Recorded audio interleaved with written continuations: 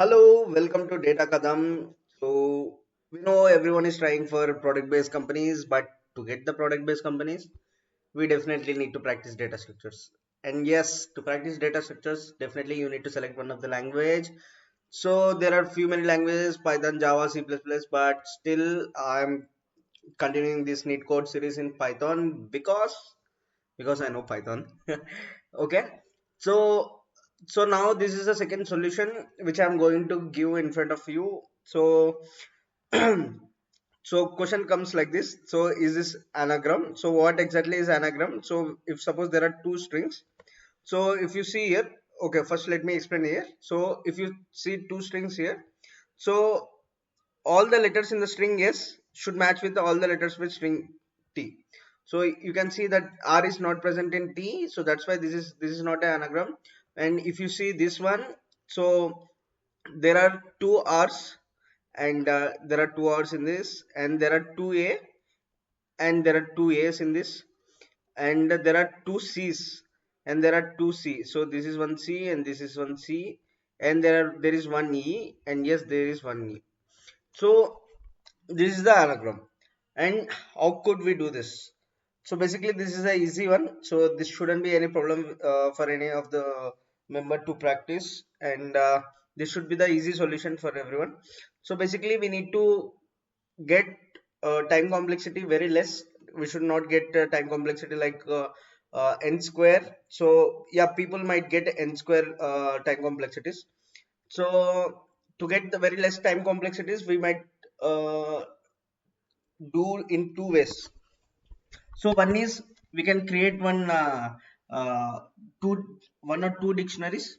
Okay. So we will just count the number of letters we are getting, and if two dictionaries are equal, then we can say that the anagram. If it is not equal, it's not an anagram.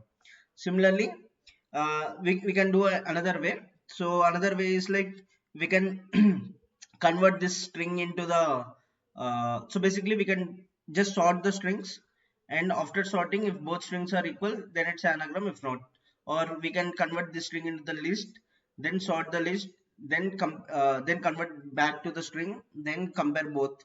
So everything comes under order of n only. Okay, so let me try writing one solution. So first thing is like, if length of s is not equal to length of t.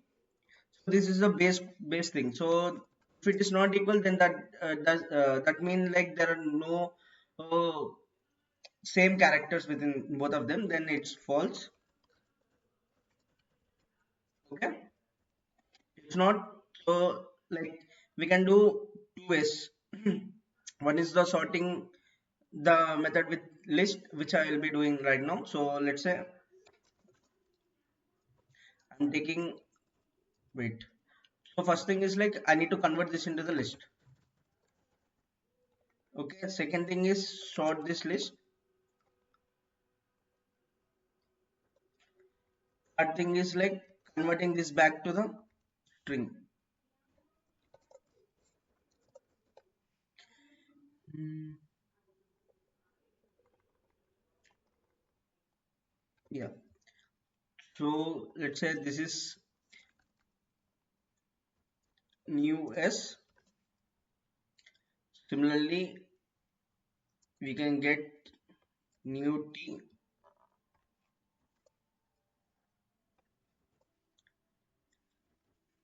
So let's say if new s is equal to new t, then return true, else return false. So yeah, I think this should be working.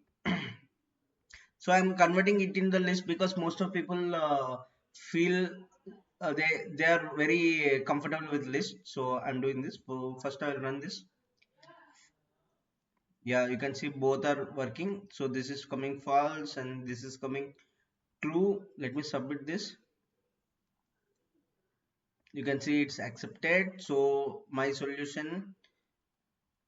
So I think everyone are comfortable with this method, and Yeah, if you are still having the any other method, like one way which I said is doing with hashing, that is like comfortably doing like creating the dictionaries and adding the number of count of the characters coming and comparing the both dictionaries, or we can just sort the strings and compare it, or we can just convert it into the list and then sort it and then join it into the strings and then compare it.